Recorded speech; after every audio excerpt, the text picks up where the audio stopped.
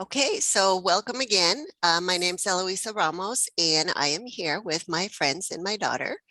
Say hi, Connie. Hi, Connie. Hi there. Hello. Hi, Teresa.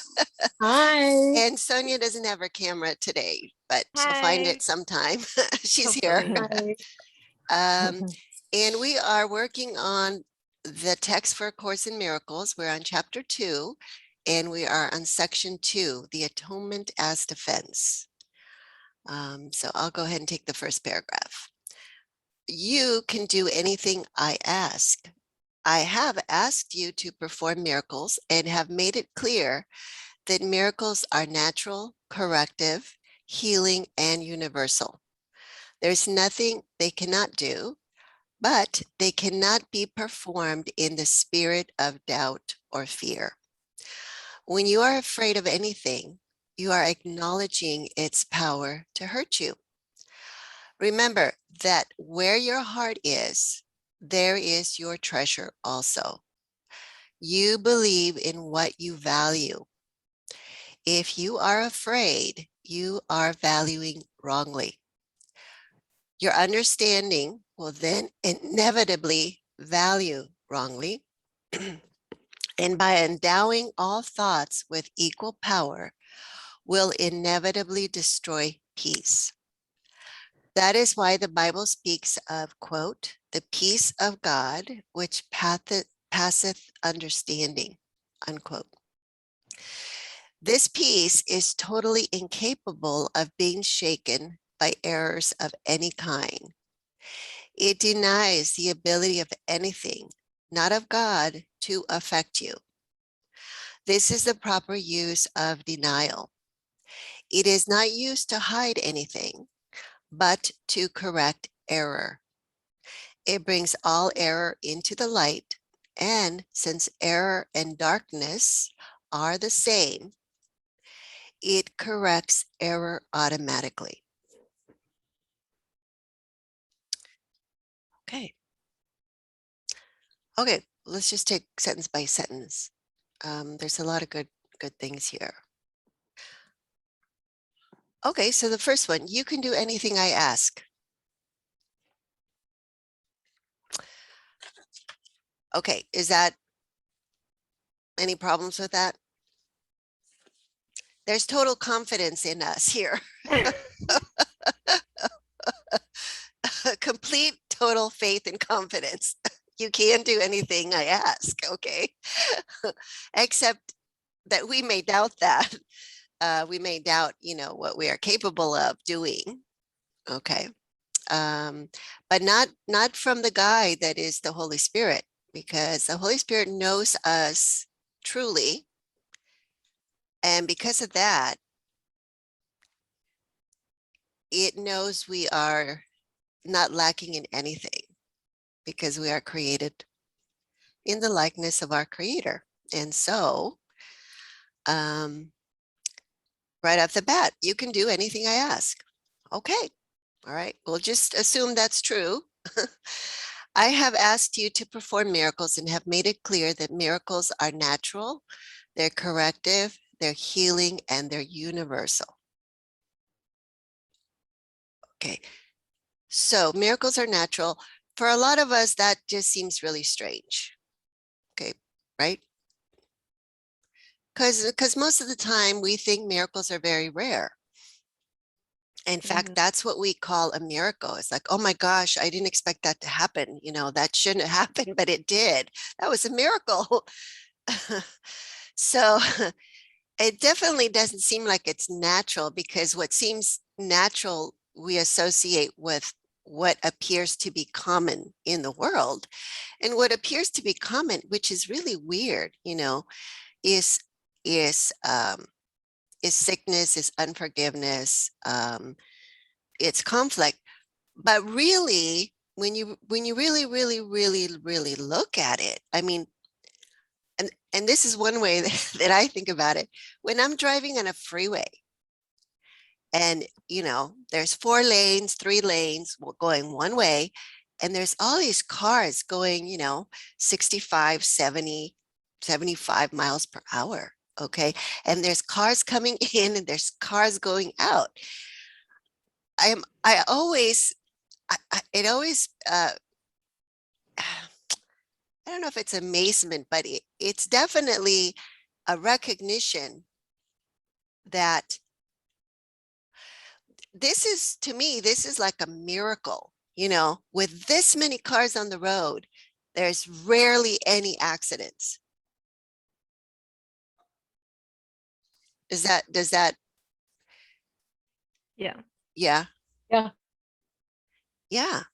I mean, it's almost like, oh my God, our perception is so inaccurate. And yet look at us. We're all driving in our own individual little cars, and we're all like staying in our lanes and kind of being aware of each other's cars, and we're going at really fast speeds. Yeah. Yeah. Okay. They're also corrective. So miracles are corrective. Why are miracles corrective? What do they do?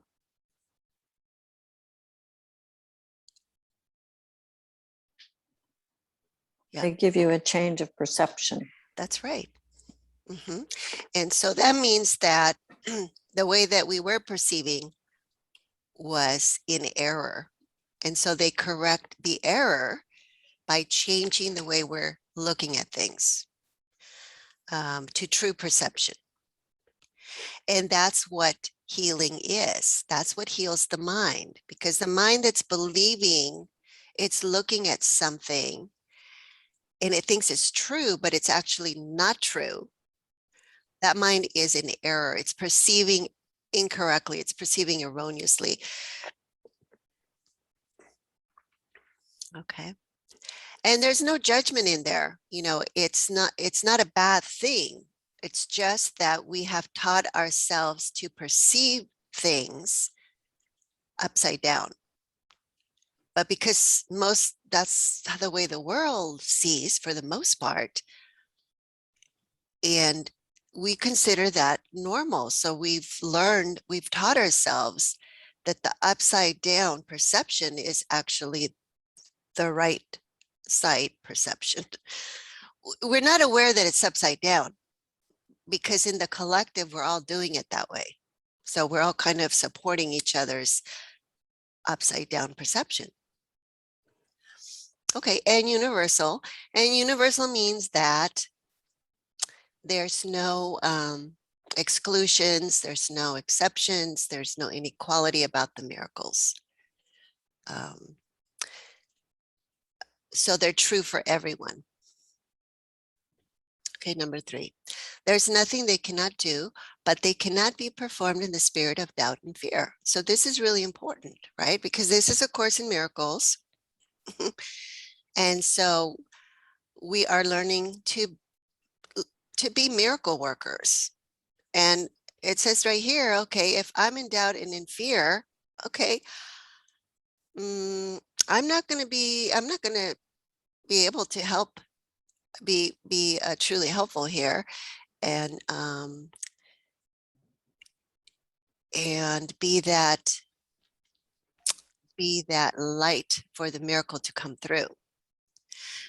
Because, and then it talks a little bit later about the light. Okay, because basically doubt and fear are a form of darkness. So they block the light. They block the clarity of the mind, of the true perception. Number 4, when you are afraid of anything, you are acknowledging its power to hurt you. And that's true. Otherwise, we wouldn't be afraid. And if we're acknowledging the power to hurt us, then we are forgetting what our true reality is as the Son of God, the child of God. So remember that where your heart is, there is your treasure also, because you believe in what you value. So this is also important. So when we have a belief and we're like, oh my gosh, that's, I don't really want to believe in that. I need to really change that perception, because remember that beliefs are what focus, are what direct the eyes to see what we see in the world. So they're really the filters for perceiving falsely or truly. So we have to value correctly in order to have our beliefs be in alignment with what is the truth, what is true. And if our heart is valuing the things that are of the world, that are of ego, then we are going to be believing in what is not true and what is false. Does that make sense? Yeah. Any comments? And Connie, anything there? Well, yeah, I don't mean to, there are a lot of people who are ill with various things, Course in Miracles people, and a couple of people who've been studying for a long time, fully vaccinated, then they get the COVID. Pretty bad. Okay. And well, it just is. And this whole vaccine thing, you got to get the booster, and I don't know if they're really doing anything. And I'm just tired of hearing about it. It's not that I'm watching the news at all. Very, very rarely, just a headline maybe. But anyway, it is a challenge. And how is with this? Okay. And how is that related to what we were reading here? Are Well, you? Uh-huh. the fear, if you are afraid, you're valuing wrongly. Yes, because number 4, it says, when you're afraid of anything, you're acknowledging its power to hurt you. Yeah. That's right. So if we're afraid of the COVID virus, what are we saying? Oh my gosh, this little virus can hurt me.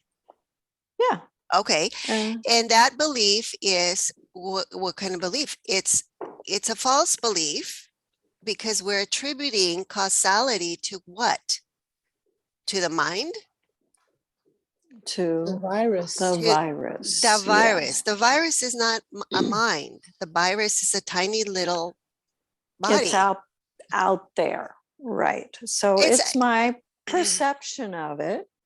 It's my perception of it, but when we're afraid of it, we are believing it has power to hurt me.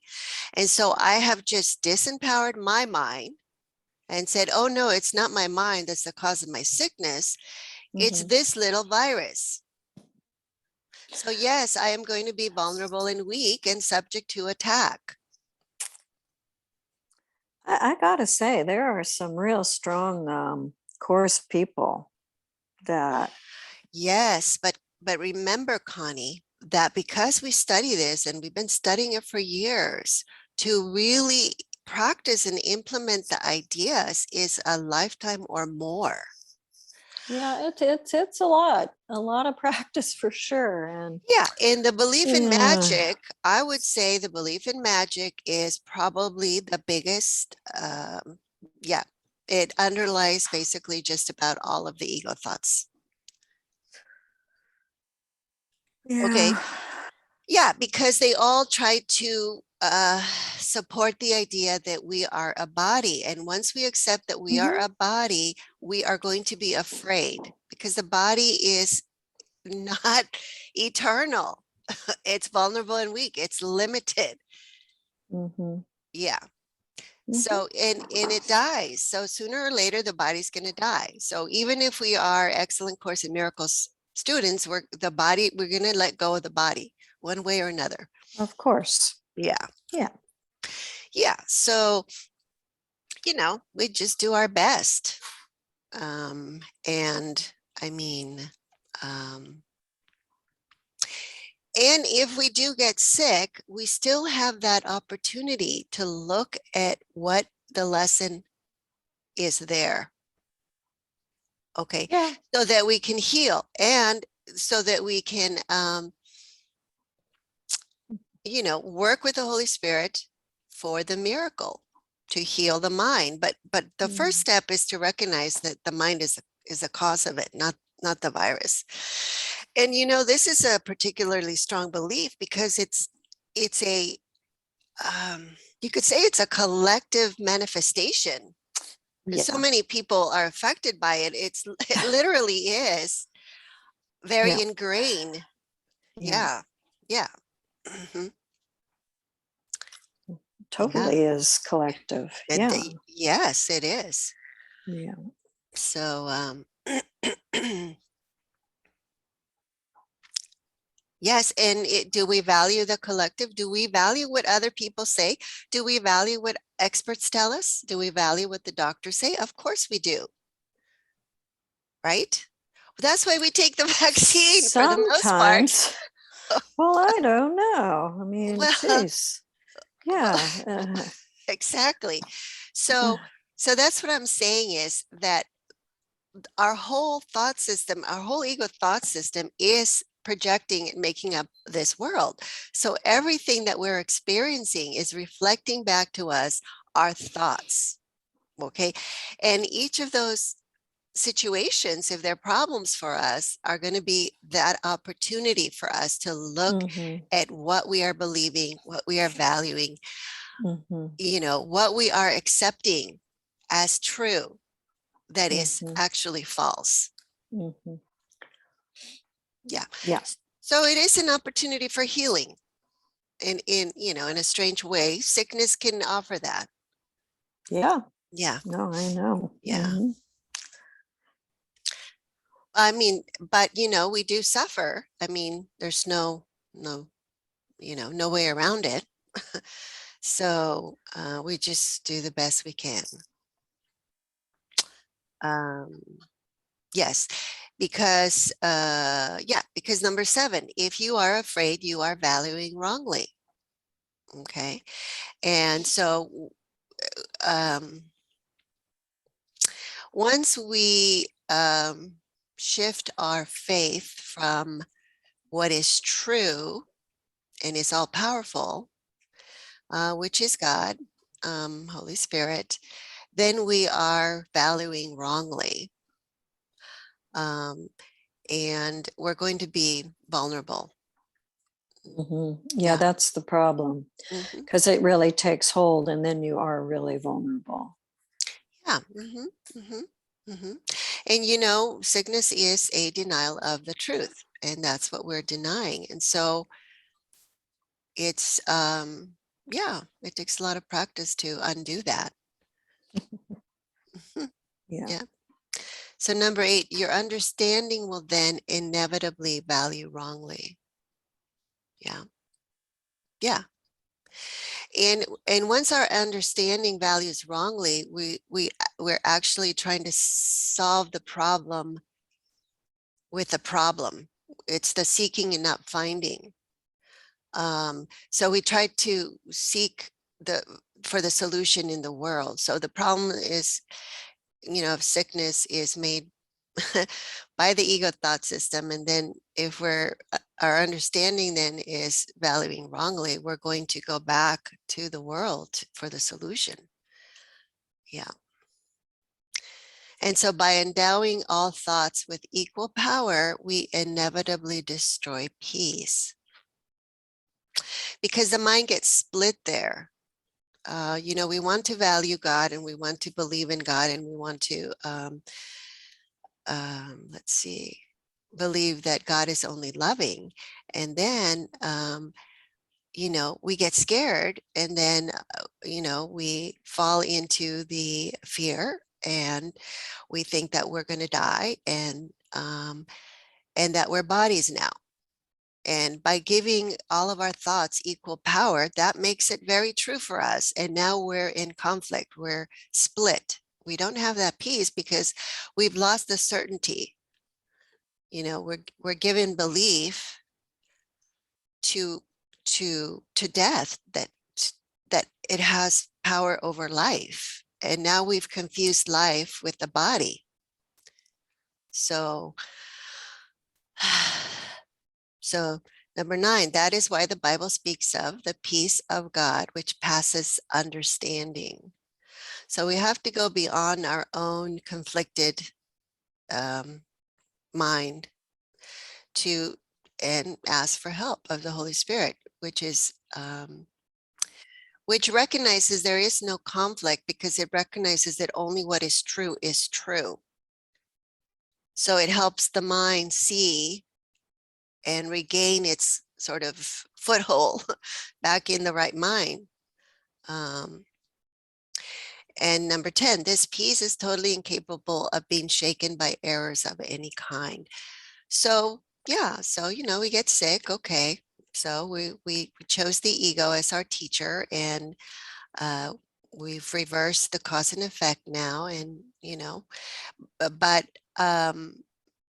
but we can ask for help, and we can change our perception, and the problem disappears, and the peace is restored to our awareness. So so it's not that we lose the peace, it's that we lose sight of it. We become unaware of it, but it's still there. The error just captures our attention, and we get stuck in there. And so this peace denies the ability of anything not of God to affect you. Okay, so that would be, really recognizing that the power belongs to God, and that what we have made in this world as laws, even, well, the loss of medicine, the loss of gravity, the loss of economies, whatever laws we've made, all those laws are not applicable to the Son of God. That's why Jesus was able to walk on water. He was able to heal the sick and raise the dead, because the laws of the world did not apply to the Son of God. So this is the proper use of denial. It is not used to hide anything, which is what the ego does. We use denial to hide the truth, but to correct the error of hiding the truth. So it brings all error into the light.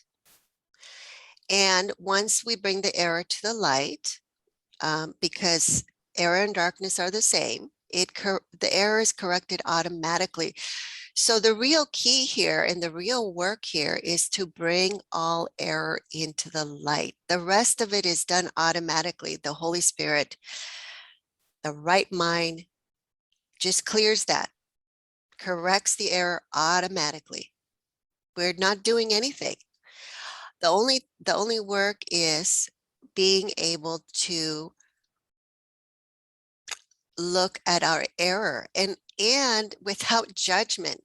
Okay, because we're used to looking at error, but we're also used to judging it. So we have to undo that association there, that habit of looking at error and then judging it wrong, bad, and just see that, okay, it's an error, so it's there, it's ready to be released, it's ready to be brought to the light. That's why it's showing up. Okay, any questions of that? Okay, so who wants to go second? Number 2.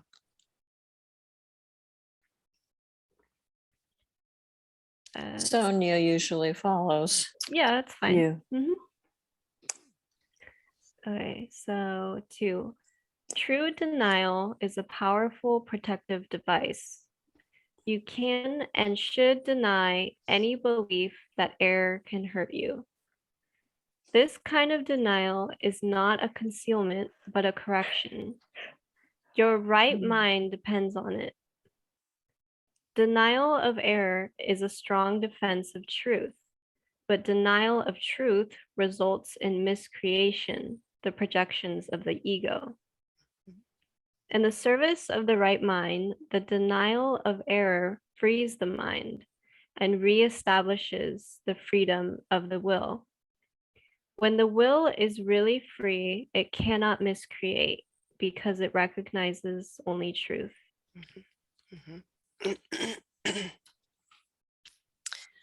Okay, so anything there for you guys? There's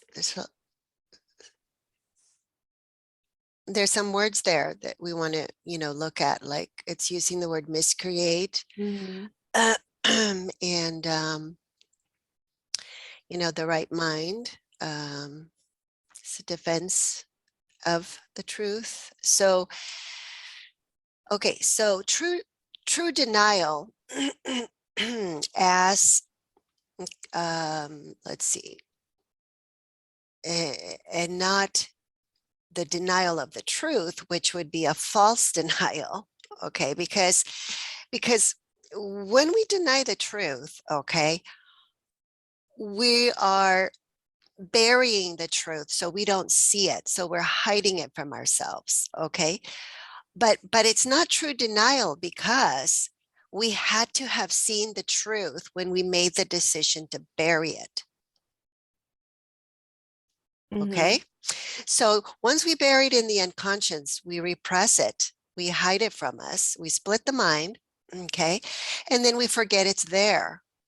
So then we can go about our life, kind of denying that we threw that stuff in the closet and forgot it was there. Okay, but we didn't really throw away the knowledge that we threw it in there. Okay, if someone reminds us, we're going to remember, oh yes, of course, I did do that, I did throw it in there because I didn't want to deal with it.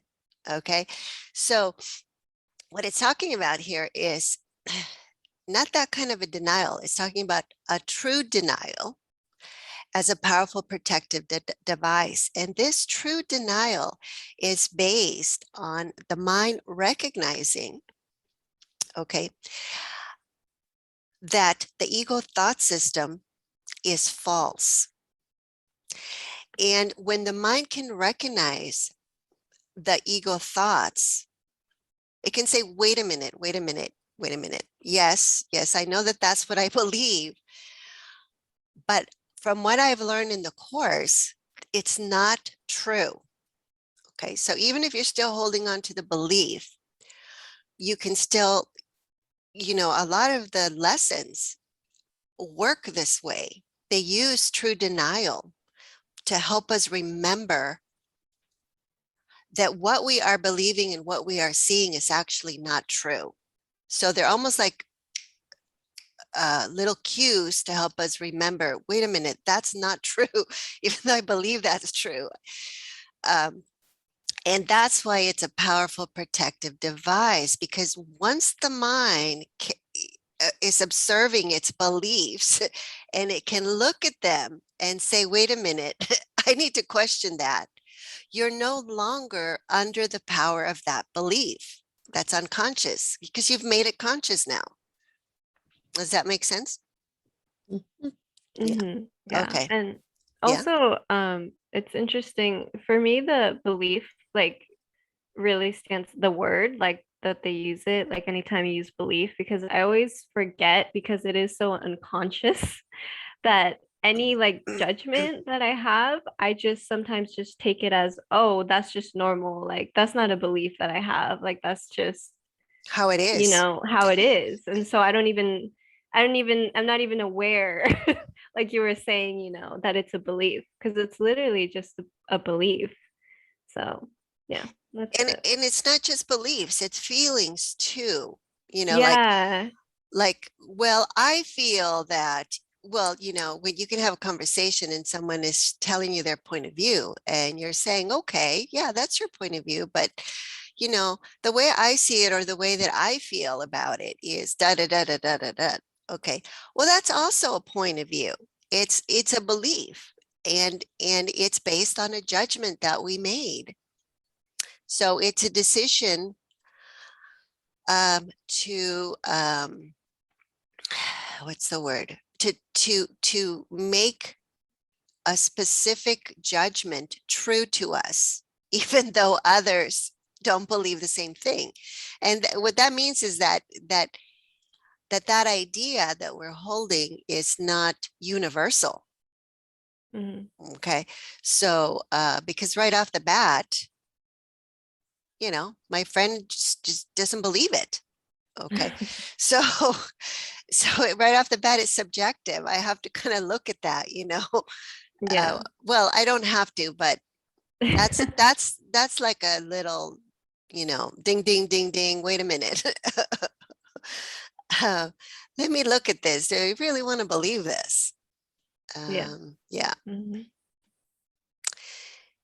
And so you can and should deny any belief that error can hurt you. And I think this is probably one of the most difficult things that I have found, is to look at error and not believe that it doesn't hurt me or somebody, because the perception, with perception, we make a lot of errors, so sometimes, like you're driving and you don't, you don't see the red light, doggone it, and so maybe you hit a car. Okay. So the society is automatically used to making error associated with hurt. Okay, so who's wrong here? Who was hurt in the accident? Who's gonna be the one whose insurance is gonna pay? Because there's injury, there's damage to the car and maybe to the driver or the passengers. And so we are clearly identified with what we own and with our bodies that can be hurt and damaged physically.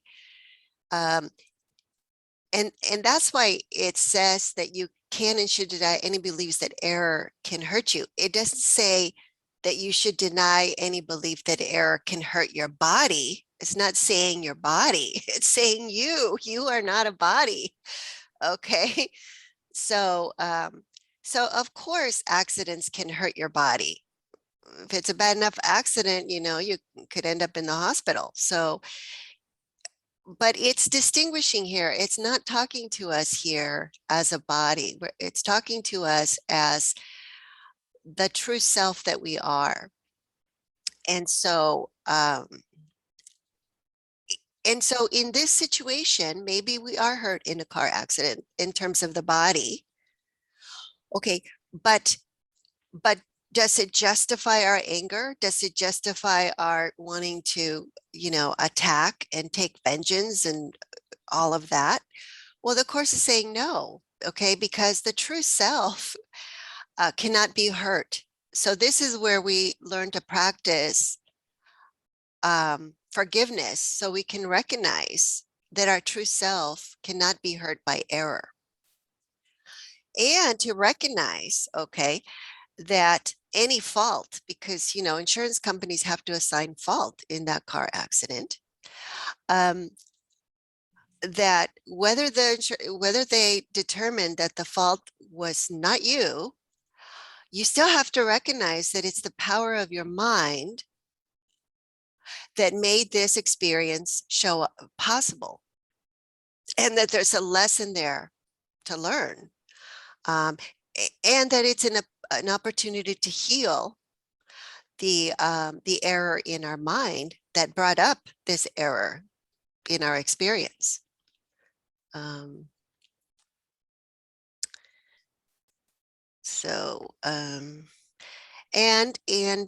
our right mind depends on this. So so in the car accident situation, the true denial would be, to blame and project guilt, and to say, oh, da da da da da da da da, you are, I have a broken arm and, it's your fault and you did this to me and, all of that kind of stuff. So, and of course that completely denies the power of our mind to make this experience possible. Denial of error is a strong defense of truth, but denial of truth results in miscreation. And so, the car accident is the projection of a miscreation, which is projections of the ego. Because those kind of experiences are a miscreation because they're confirming something that is not true about what we are. Okay. And they're based on fear. They're based on the fear that I can be attacked, that my body can be hurt, that I can be, that I can die in that accident. And that I is the body and the ego, which is not the truth. And so in the service of the right mind, the denial of the error frees the mind and reestablishes the freedom of the will.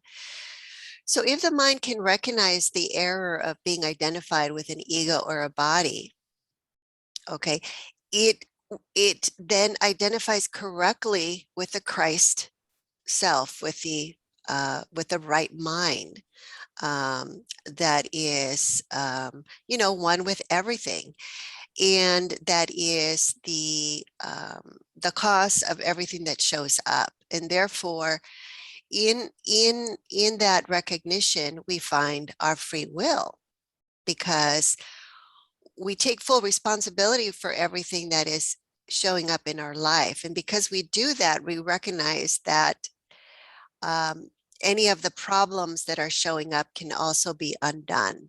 And it reestablishes that our will is not stuck in a body, or it's not subject to the laws of the world. And when the will is really free, it cannot miscreate, because it recognizes only truth. And so there's no error. When the mind truly recognizes its true source and what it is, it does not see error. It sees only innocence and love, and that's true vision. And because it only recognizes what is true, the ego thoughts are not what's the word, given any power to miscreate, because they're not valued, they're not believed in.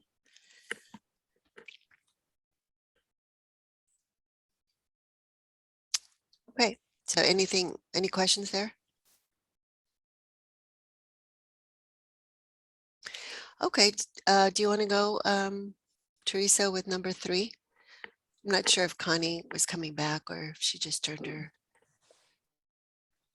3, you can defend truth as well as error.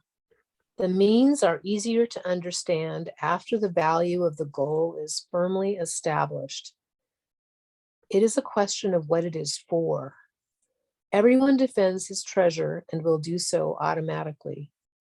The real questions are, what do you treasure and how much do you treasure it? Once you have learned to consider these questions and to bring them into all your actions, you will have little difficulty in clarifying the means. The means are available whenever you ask. You can, however, save time if you do not protract this step unduly. The correct focus will shorten it immeasurably. Mm-hmm.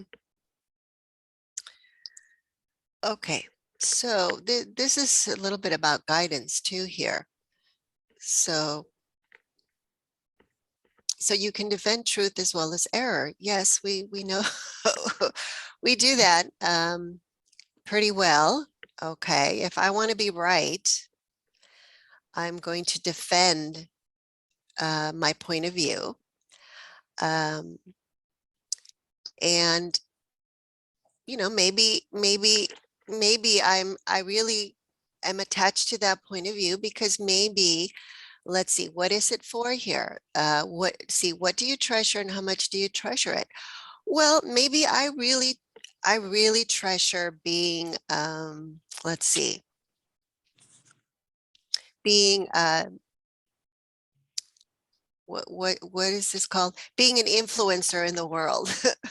You know, maybe I really value having people follow me on Twitter or follow me on, you know, YouTube or whatever. Okay. And therefore, I really, really, really want to make sure that I'm right, you know, to look good for my fans or whatever. Okay. And so that's what I treasure. And because I treasure it, I'm going to do whatever it takes. Those are going to be the means. And if it means that, you know, maybe I cut you off the air because you have a different point of view, or maybe it means that let's see, I don't know what would be some of the things that they do, but you know, maybe I am willing to argue and defend and, you know, blame and do the whole thing, go into the drama. One, because it gives me ratings, you know, and because I have my goal is firmly established. And so you're going to understand my behavior, okay, if you understand what my goal is and what I treasure. So a lot of times if we try to understand people's behavior, I'm like, oh my God, they're acting really crazy, you know? And it's like, that's really strange. I don't understand why they're doing that. Well, we don't understand it because we don't understand the goal. What is it that they value? What is it that they're defending? Okay. And we can defend both truth or we can defend error. And the thing about defending truth, though, is that it doesn't demand conflict and it doesn't demand war. It just asks that we forgive. Okay. But error is, you really have to work really, really hard to defend error. Okay. Because it's error. You know, you have to fool everybody into believing that it's not error. You have to cover it up and whatever. You have to lie, you have to cheat, you have to steal, whatever. So, and so what it's saying here in number 6 is once you have learned to consider these questions and bring them into all your actions, you will have little difficulty in clarifying the means. So a lot of times we ask for guidance like, oh, what should I do? What should I do? What should I do? Well, it's not about the doing. It's about what's the purpose? Okay. What's the goal? What's your treasure here? Okay. What are you protecting? And so if you can clarify and identify those for yourself, that's going to be a really big advancement into undoing a lot of the false beliefs that we have. Because right off the bat, we will know that we're not valuing correctly. If, you know, if I say, oh, wait a minute, what am I really, really treasuring here? Oh, I just want to, you know, I just want to make it to the top of my career, whatever, chain of command. Okay. And I don't care what it takes to get there. Once I really see that about myself, I can really question my values rather than just start trying to undo my beliefs, you know, which takes a lot of time. But if I really look at what I'm valuing and if I can change what I value, that is going to undo a lot of the beliefs. That's going to just, you know, they're going to correct automatically. And it says the means are available whenever you ask. So, you know, if we ask the Holy Spirit to help us to choose God, right? Then And actually I think there's something there that says, Holy Spirit, in the decision-making thing, to decide for God, for me, to help me decide for God, because most of the time we decide for our own, needy little ego, centered, special desires. Okay. And and and that's going to keep us stuck in error, because that's where our treasure is. So you can, however, save time if you do not protect this step. So that's what it's saying. If you can really take the time to look at what you value, then you're going to shorten this process immeasurably. So the correct focus on the purpose of why we want to do something, or, what's driving us, what is our,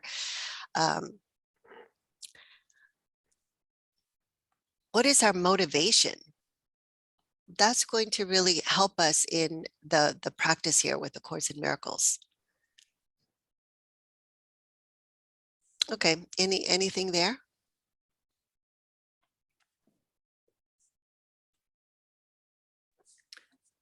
Okay, I'm back. Sorry, I had to take a very important phone call. So, Okay, that's fine, Connie. We just finished paragraph 3. Do you want to read paragraph 4? sure. The atonement is the only defense that cannot be used destructively because it is not a device you made. The atonement principle was in effect long before the atonement began. The principle was love, and the atonement was an act of love. Acts were not necessary before the separation because belief in space and time did not exist. It was only after the separation that the atonement and the conditions necessary for its fulfillment were planned. Then a defense so splendid was needed that it could not be misused, although it could be refused. Refusal could not, however, turn it into a weapon of attack, which is the inherent characteristic of other defenses. The atonement thus becomes the only defense that is not a two-edged sword. It can only heal. Mhm. Okay, so what's the atonement, Connie? The atonement is, just went blank. You went blank. It's okay. It's recognizing that the separation never happened. Exactly. Yeah. Okay. And so in that recognition, let's see, that recognition is the only defense that cannot be used destructively because it is not a device that we made. Okay. It's the truth. Okay, so the truth is the separation never happened. We are one self. We're not individual little selves. Okay, and because it recognizes that oneness, it cannot be used as a weapon for attack. Because hello, in oneness there is no one there except us. So who would we be attacking? We would just be attacking ourselves, and that's not really possible because there's only one self. So the atonement principle was in effect long before the atonement began, and the principle was love. Okay, so the atonement principle, the idea of oneness, is based on the principle that we are love, that we are created like love, our creator, God. And love being oneness cannot attack. Okay, and the atonement was an act of love. So forgiveness is an act of love. It's a doing. Yeah. And acts were not necessary before the separation because belief in space and time did not exist. So belief in space and time makes the perception of separation possible. And it makes the perception of bodies as separate individuals with a private mind, an ego mind. It makes that idea possible because the world is a projection of that belief in separation. And so it was only after the world was made to reflect this belief in separation that the atonement and the conditions necessary for its fulfillment were planned, which is really a way to return to our knowledge of what we are as love, not separate, and the acceptance of the atonement that the separation never happened. And so this defense is not something that can be misused. For example, in the world, we have weapons that are defenses, okay? We call them guns, okay? Or we call them, what do we call them? Well, there's a lot of different defenses, but if you take a weapon like a gun, it can be misused, okay? You can use it on someone that's maybe burglarizing your auto or your home, but they could also, you know, get a hold of it and then use it against you. So, so they would turn it into a weapon of attack, okay, which is the inherent characteristic of other defenses. So if I project, I can also attack you by judging you and by blaming you and by projecting guilt on you, okay? And because I have done that and I have made my judgment a belief that condemnation can attack you and somehow make you a sinner that's going to be doomed to go to hell, okay? Because I hold that belief, I'm going to believe that you can do that to me too. So that can turn back on me as an attack. Because whatever belief I hold doesn't just apply to you, it also applies to me. That's why it's a double-edged sword. And the ego thought systems are called attack thoughts. So if I use it for defense, I'm going to be afraid that it's going to be used for attack back on me. Yeah, and so forgiveness as a practice is the only defense that is not a two-edged sword. It can only heal.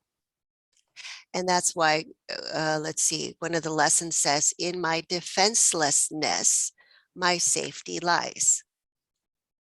Mm-hmm.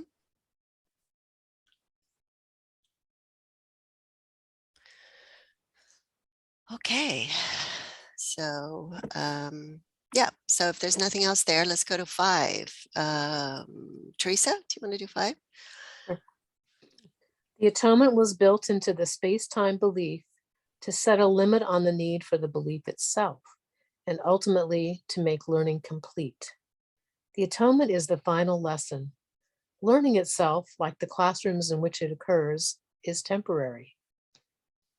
I guess I phrased that improperly, but that's okay. The ability to learn has no value when change is no longer necessary. The eternally creative have nothing to learn. You can learn to improve your perceptions and become a better and better learner. This will bring you into closer and closer accord with the sonship. But the sonship itself is a perfect creation, and perfection is not a matter of degree. Only while there is a belief in differences is learning meaningful. Mm-hmm. Mm-hmm. Okay.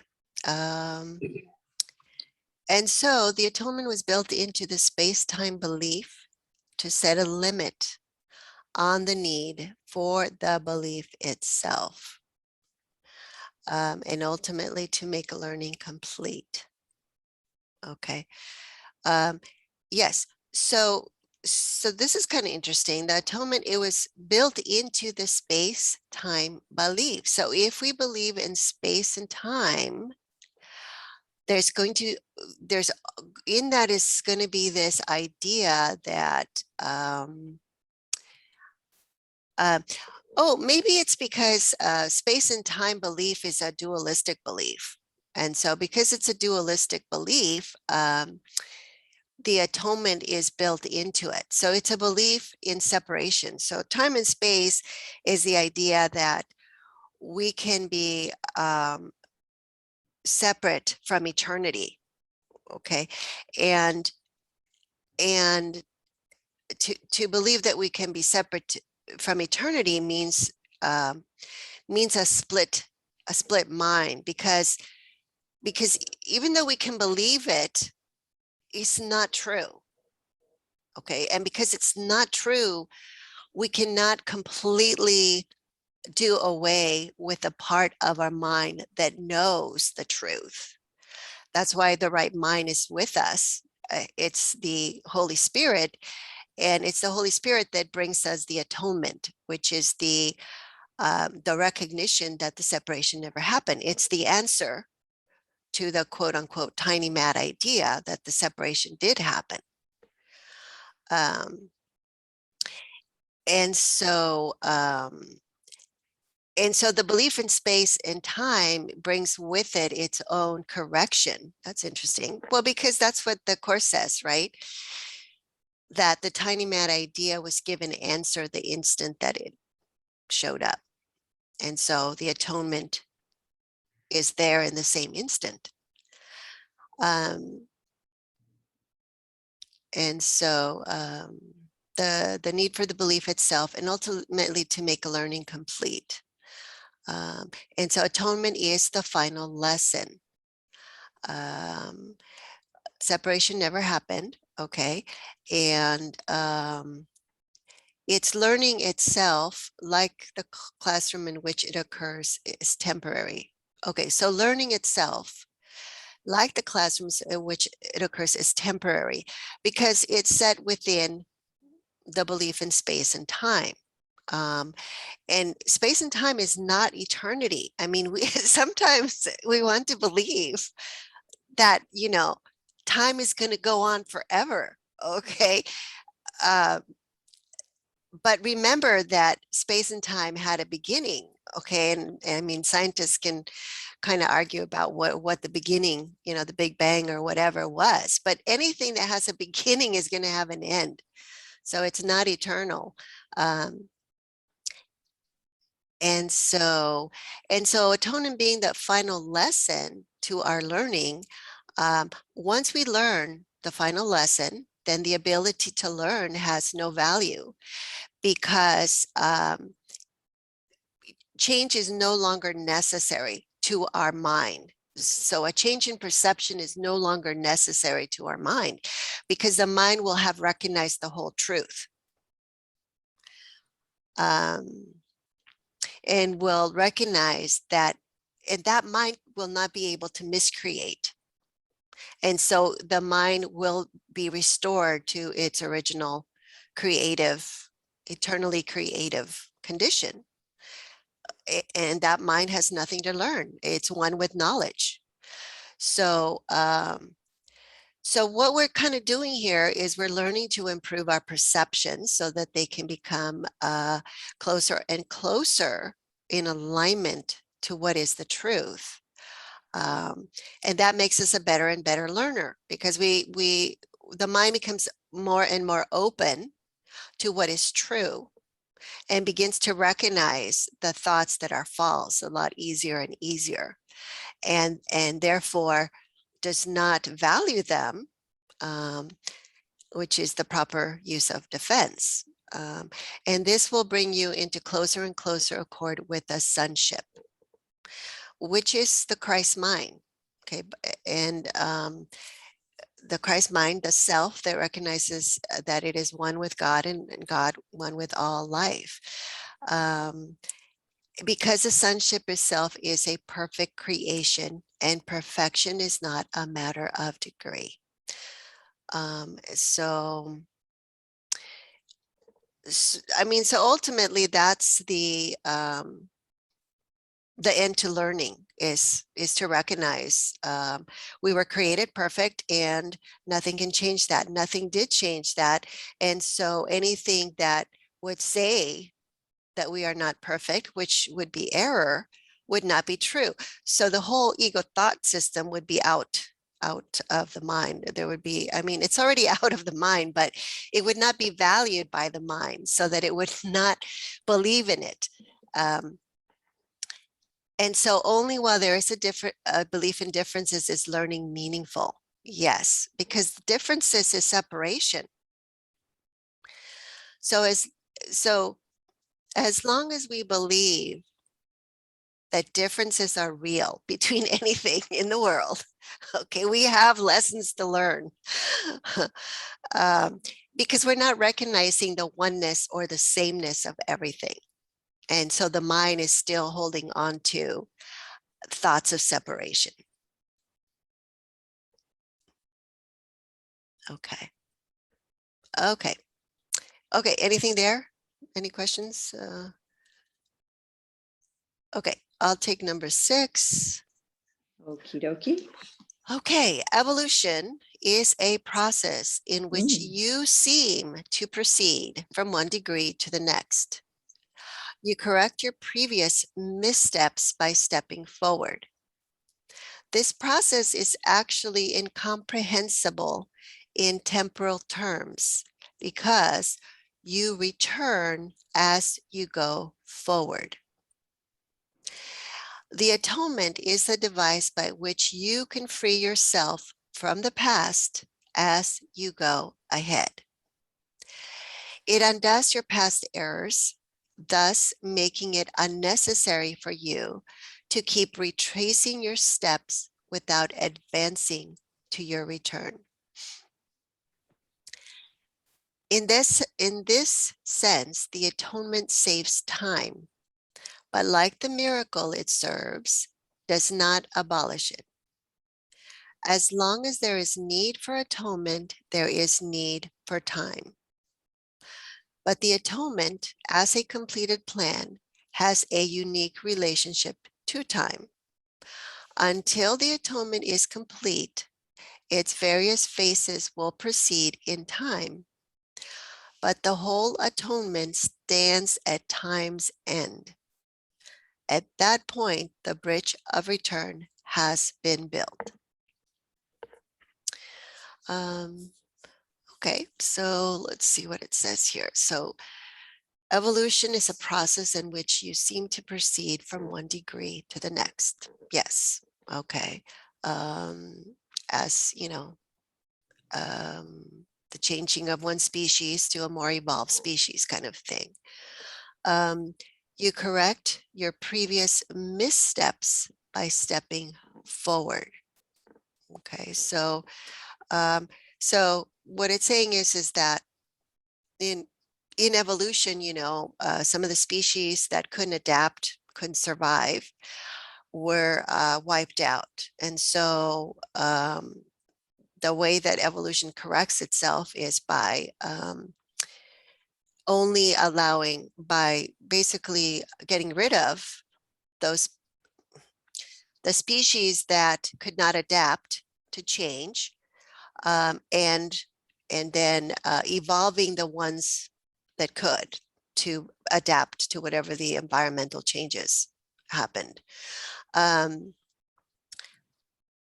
So in a way, it's kind of like saying, well, it's kind of like saying, well, you know, in all the species of the world, some were made better able to adapt, and those are the ones that are going to move forward. And the other ones were errors, they were missteps, and so they're going to be corrected. But by correction, it means they're going to die, they're going to be eliminated. That's correction in evolution terms. And so what the course is saying is that this process is actually incomprehensible in temporal terms because you return as you go forward. In other words, you have to delete, you have to um, um, kill some species. You know, some species have to die in order for some other species to go forward. So that's an idea of scarcity right there.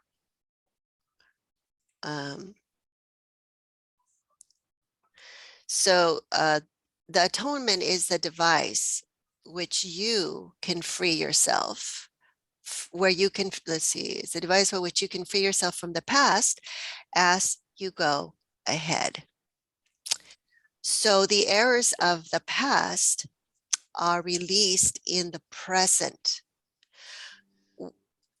We wish, you know, sometimes we try to do kind of the process of evolution and we say, oh my God, you know, I'm holding on to this memory from the past. I made this terrible mistake and oh my God, you know, I really regret it. And I wish I could just go back in time and not do what I did. And I'm really, you know, people get really stuck with that idea that I have to somehow, in order to correct that error, I have to go back in time and undo what I did. Well, that's not possible. Okay, we can't go back. That's over and done with. You know, if I was the one that caused that accident and someone was killed, well, yeah, it would be wonderful if I could go back in time and then, you know, I would know to pay attention at that red light. Okay. But I can't do that. I can't go back in time. So I'm not going to be able to undo that error that way. Okay. But in the present moment, I can go back and forgive myself for that error. And in the forgiveness of that error, I can recognize that this was a lesson that that I came here to learn, to help me learn to forgive myself. This is something that I had to go through in order to actually come to the place of forgiving myself and recognizing that that the body is not what I am. Okay. And you know, there's a lot of lessons there that I can recognize in that situation. And so the mind is corrected in the present moment because the problem, the way that I have it set up is in my mind, and my mind can undo it. That's what it says here, 5. It undoes your past errors, thus making it unnecessary for you to keep retracing your steps without advancing to your return. So, because you know what the way we try to learn sometimes is we say, oh my God, I made this terrible mistake. You know, what did I do wrong? I have to go figure out what I did wrong so I don't make that mistake again. Okay, well, I can try to go back and figure out what all of the variables were in my making that mistake. You know, was it a rainy day when I ran that stop line? Was I tired that day?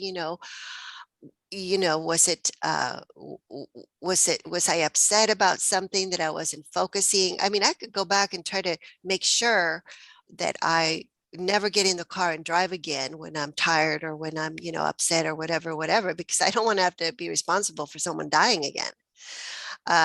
But that's not going to correct the error because the error was in my mind and it showed up in the experience. So what needs correcting is not what I did, but the error that was in my mind that made that show up. And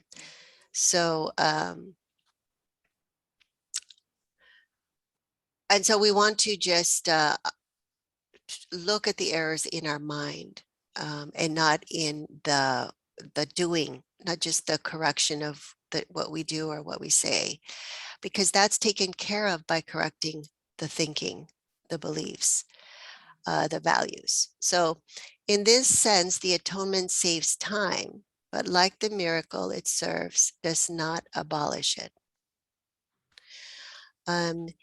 Yes, so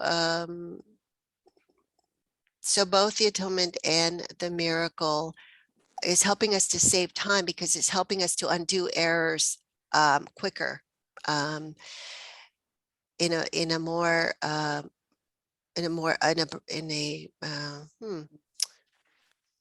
in a broader way. So it doesn't take so long. But it doesn't abolish it.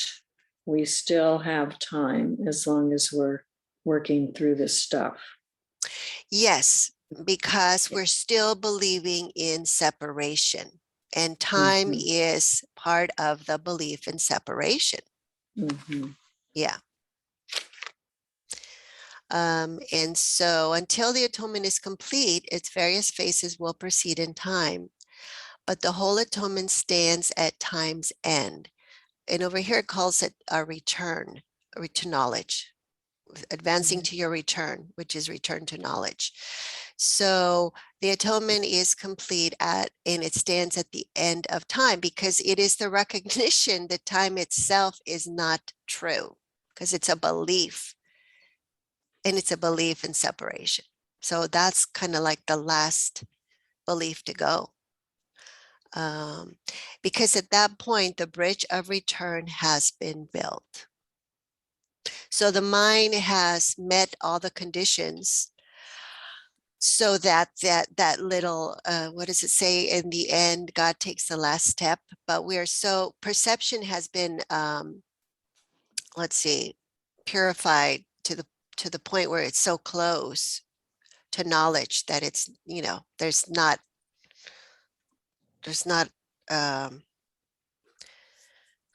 forget how the Course puts it, but there's not a big block there to making that jump to knowledge. And it's not even a jump, there's a bridge there. So the bridge is built and the mind can just like, oh, perception? What is that? A tiny mad idea. Okay. Okay, so let's see, one more paragraph. Teresa, do you want to read it? Sure. The atonement is a total commitment. You may still think this is associated with loss, a mistake that all the separated sons of God make in one way or another. It is hard to believe a defense that cannot attack is the best defense. This is what is meant by the meek shall inherit the earth. They will literally take it over because of their strength. A two-way defense is inherently weak precisely because it has two edges and can be turned against you very unexpectedly. This possibility cannot be controlled except by miracles. The miracle turns the defense of atonement to your real protection, and as you become more and more secure, you assume your natural talent of protecting others, knowing yourself as both a brother and a son. Mhm. Okay, so atonement is a total commitment. Yes, and so what it means is that the mind will either recognize that there is no separation, period, completely, or it will not. And so we will still believe we are in space and time, and we'll keep needing the help of the Holy Spirit. And so to make that total commitment, a lot of times we think it means that we will lose some of the things that we value in the world, because it's about valuing truly, but it doesn't mean that if we change what we value and we value only what is the truth, what we lose will be what is not the truth, which is not real, and which is a dream that is not there anyway. It's impermanent and it's going to be gone anyway. So it's not loss, except that we associate it with loss. So, but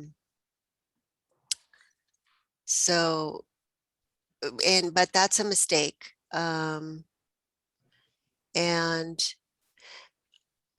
see, it's hard to believe a defense that cannot attack is the best defense. Yes, of course. Everything in in sports tells us, no, you have to defend, you have to defend from attack or you can't win the game, I mean, what would be basketball without defenses? What would be football without defenses? Or what, let's see,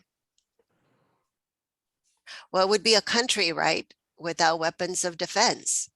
So, we have it associated with safety. So that's why it's hard to believe that the best defense is no defense. Well, it's not that it's no defense. I'll correct that, because there's a correct defense for the truth. It's hard to believe that defense that cannot attack is the best defense. But it's because giving is receiving. So a defense that can attack means that we are giving attack and we're going to have to receive attack. But a defense that does not attack and only offers love is only going to return love. And that's why it's the best safety as a defense.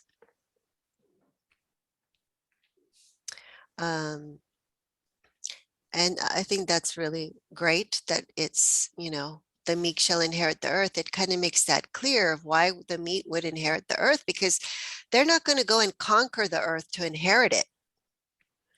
They're going to recognize that their true power and their safety lies in defenselessness.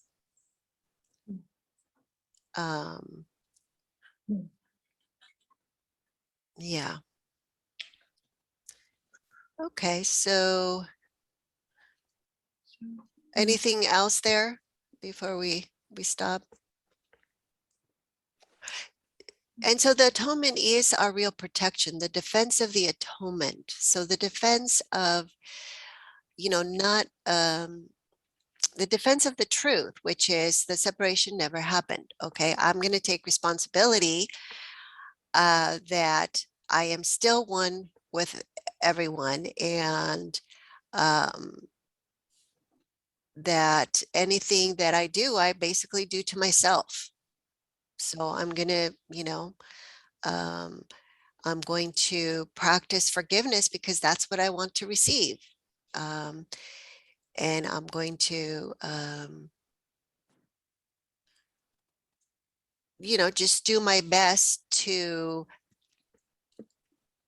recognize when I'm in fear so that I can not miscreate.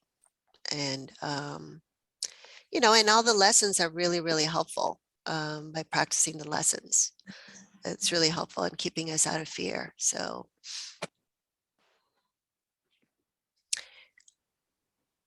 And so the acceptance of the atonement is also a way to protect others, because as we come to know ourselves, we are going to reflect that to our brothers, because that's the same thing that they are. So the more clearly that we can see ourselves, the more clearly we can see others, and that's helpful to others to help them see themselves that way too. Because remember, we teach what we believe. Unconsciously, we just do.